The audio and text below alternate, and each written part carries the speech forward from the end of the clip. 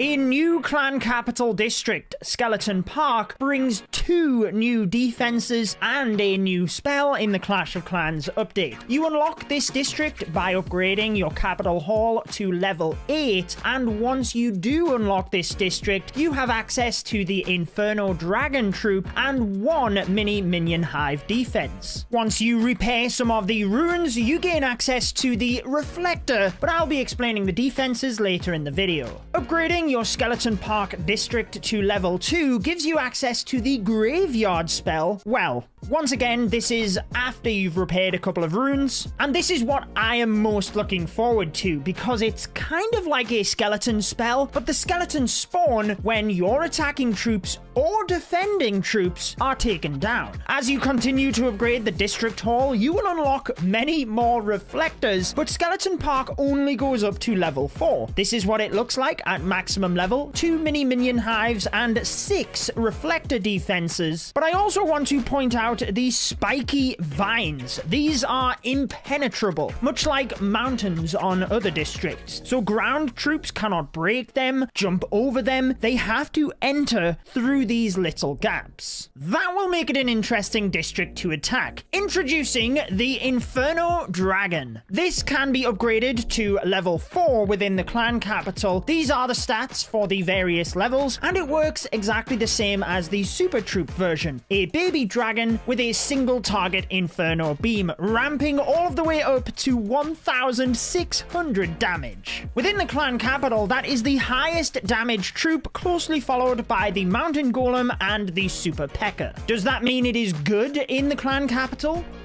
Yes, I will be using it quite a lot, because due to how the clan capital operates, many of the defenses have really high hit points, so you can ramp up the Inferno Dragon damage and take them down quite easily. If you could distract some of the major defenses, a rocket artillery for example, you can take that down pretty quickly. Also the defending Super Dragon. Distract it, wipe it out easily with an Inferno Dragon. What about the capital hall though? Many times I carve my way through in order to snipe it off with a bunch of sneaky archers, but now you can just use an Inferno Dragon. In the first example, I tried using a Frost spell and a Rage spell, but the fact that we took it down quite easily, I thought let's just try with the Rage. I don't think it is a coincidence that the capital hall does not take out the Inferno Dragon in one shot. I'm pretty sure Clash of Clans must have planned it that way, and yes! You can see that we do take down a capital hall with 1 Inferno Dragon inside the Rage. I mean, I am going to be using that every single raid weekend. The new Graveyard spell is equally upgraded to level 4, and by upgrading the spell, it increases the maximum cap of skeletons you can spawn. 39 skeletons being the maximum amount per spell. For the spell itself, you can place it anywhere on the map. I'm thinking the dead zone of the rocket artillery could be a good choice, and then when your troops start to go down, the skeletons will begin to spawn.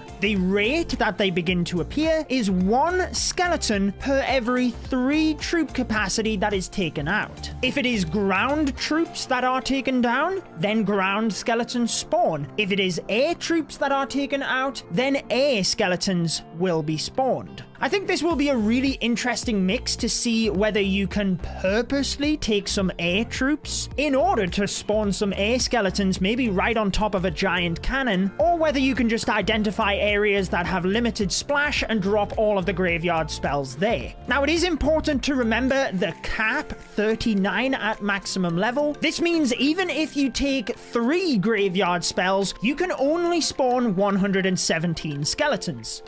Only. Maybe with the skeleton barrels and the flying fortress, we could make a pretty cool video on this. But my point is, that is less than half of the housing space that you can take into an attack. But I feel alongside balancing, there might actually be another reason for that. And that is because the spell does continue into the second attack. So you can see as troops start to go down, skeletons are spawned again from the initial spell. The counter is reset in between attacks. And then if you yourself take 3 graveyard spells, so there are 6 of them on the map, this is then 234 out of the 250 troop capacity that would be respawned during the attack.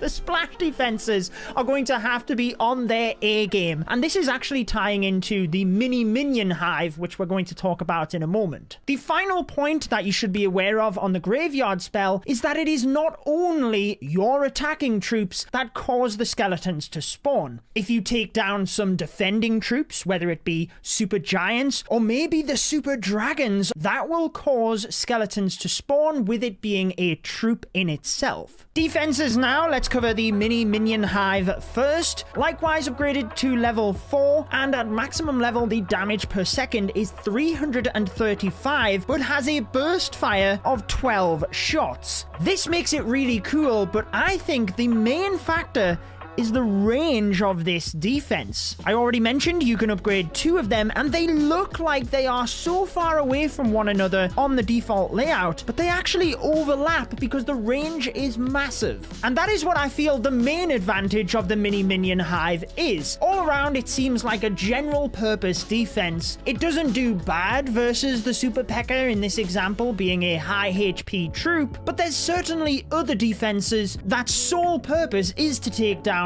the tank-style troops. On the flip side, I think the mini-minion hive is better against swarm attacks, just like Darian said, because even though it is not a splash defense, since it burst fires all of the angry minions, it can take down a lot of troops very quickly and from a good distance. Onto the reflector. I was really excited when I heard about this one. Damage per second though, 350 at level 4. So if you were under the impression it was just going to infinitely reflect damage, firing back the Inferno Dragon's beam, unfortunately that is not the case. It does have a cap of how much it can reflect, so the high damage troops such as the P.E.K.K.A., whilst they take more damage, they can push through it quite easily as well. However, I feel the reflector has one major benefit: the fact that it doesn't actually fire at the troops itself, it reflects the damage. So sneaky archers have been so good in the clan capital. You can just snipe off defenses, but the reflector